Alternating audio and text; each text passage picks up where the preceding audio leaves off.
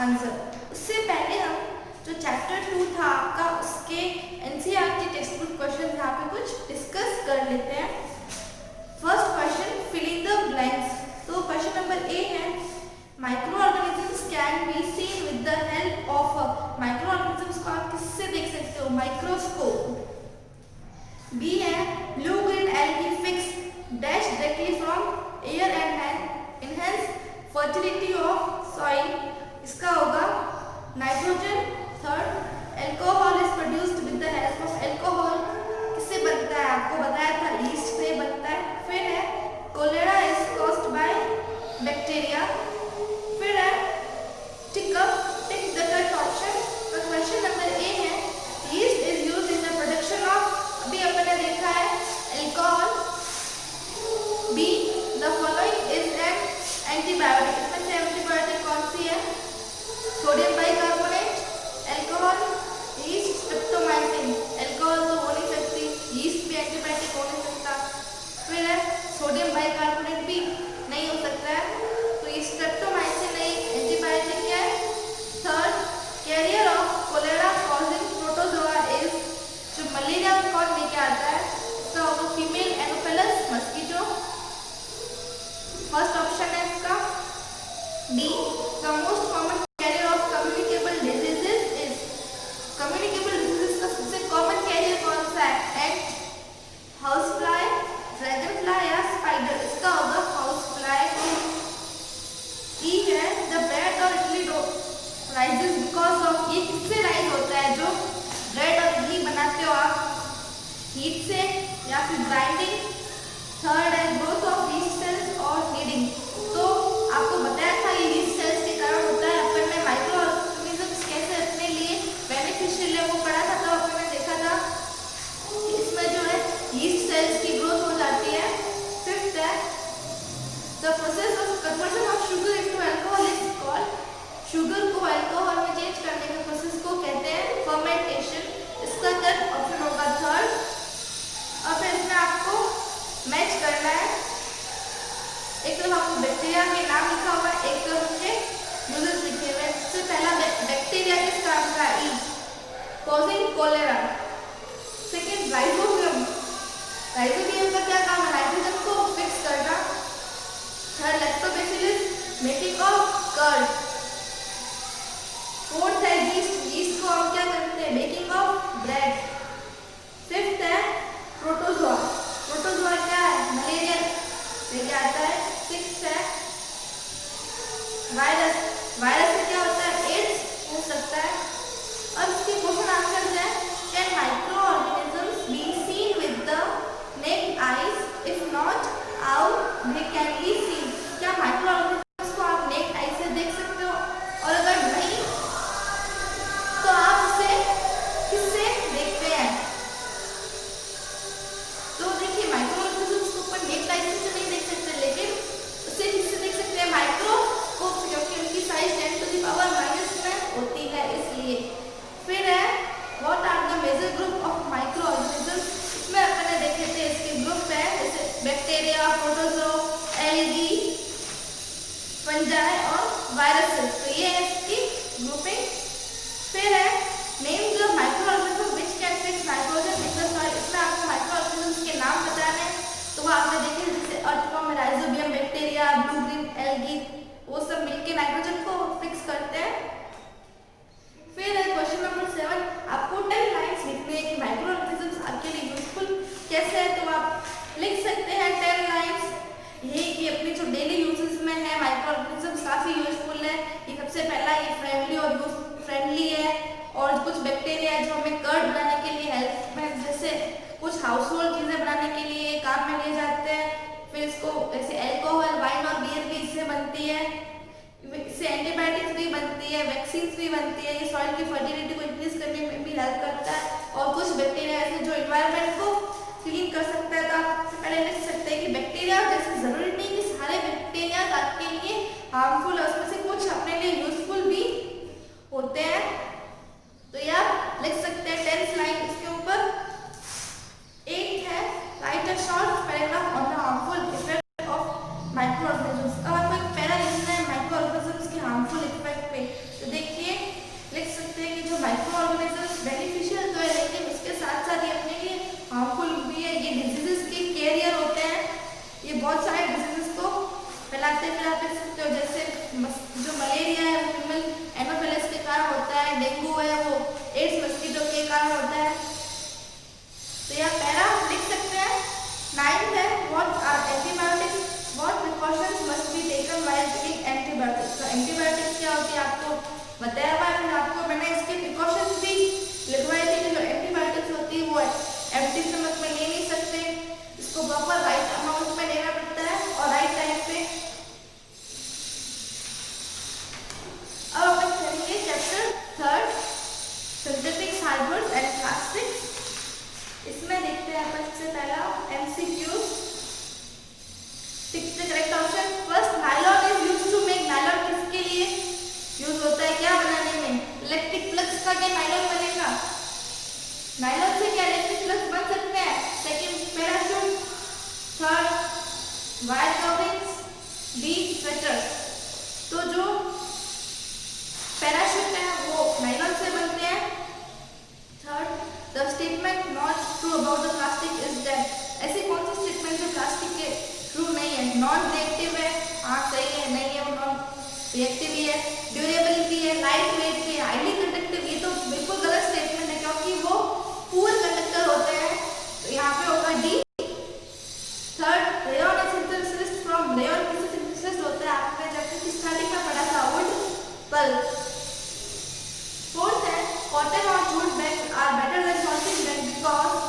Cotton और jute bag है वो अपनी बेटर चॉइस की पॉलिथीन बैग क्योंकि वो इको फ्रेंडली है।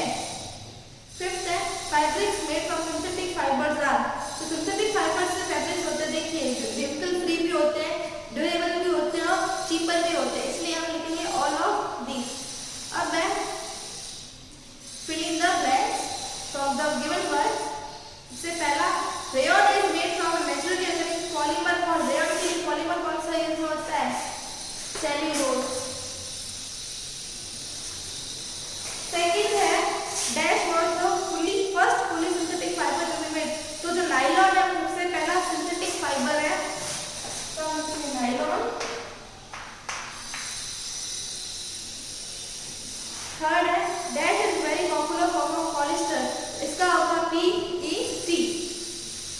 Fourth, Lycra is synthetic polymeric fibre also known as Lycra. जो है सिंथेटिक पॉलीमर, इसके यूजेस भी मैंने आपको बताया। जैसे कुछ अंडरगारमेंट्स अगर होते हैं वो लाइका के बनते हैं, इन्हें स्पेंडिक्स कहा जाता है। Third, PET। फोर्थ,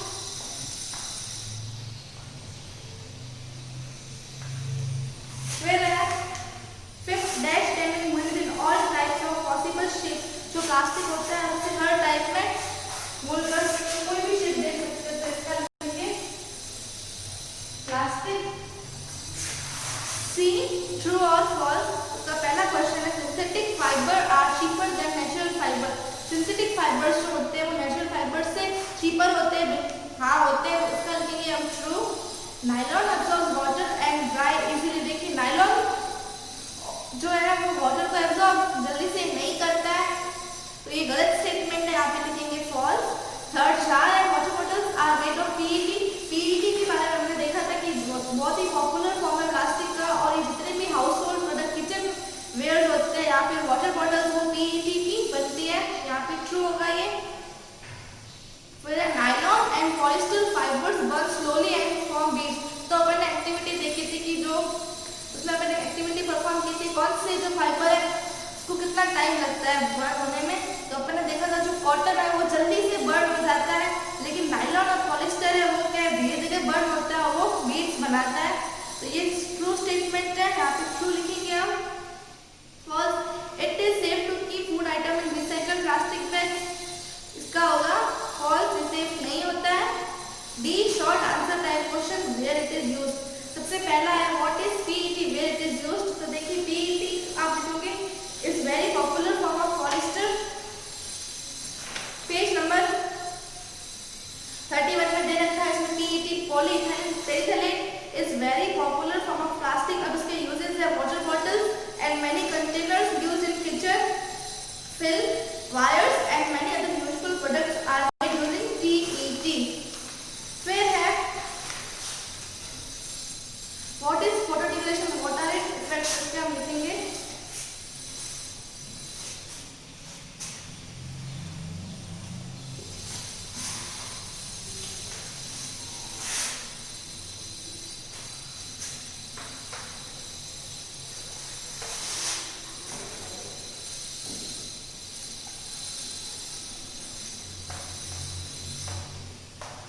ये है फोटो डिग्रेडेशन।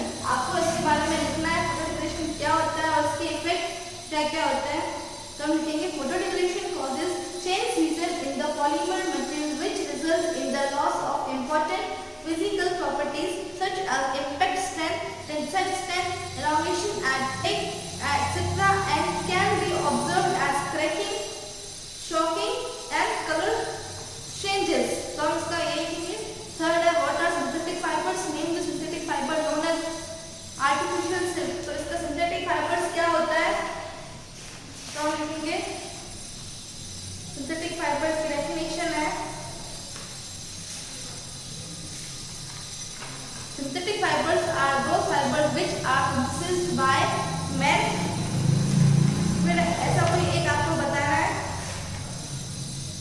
तो जो पेज नंबर 30 है उसमें आपको दे रखा है, इसमें आपको सिर्फ नेम कौन सा फाइबर है तो वो है रेयॉन। सिंथेटिक फाइबर की डेफिनेशन लिखनी है, वो फाइबर जो क्या सिंथेसाइज्ड बाय मैन। फिर आपको एक नेम बताना है rayon synthetic fibre that is known as artificial silk. फिर है what quality of Teflon make it as raw material for making non stick cookware. Teflon की ऐसी कौन सी क्वालिटी है जिसके कारण इसको नॉन स्टिक कुकवेयर बनाए जाते थे। तो टेफ्लॉन की क्वालिटी जो नॉन स्टिक के बर्तन होते हैं उसमें जो है खाना चिपकता नहीं, उसकी यही क्वालिटी है। तो लिखेंगे non stick cookware is a common application where the non stick coating allows food to brown without sticking to the pan. Non-stick is often used to refer to surfaces coated with PTFE जिसे polytetrafluoroethylene कहा जाता है, ethylene, a well-known brand of which is Teflon।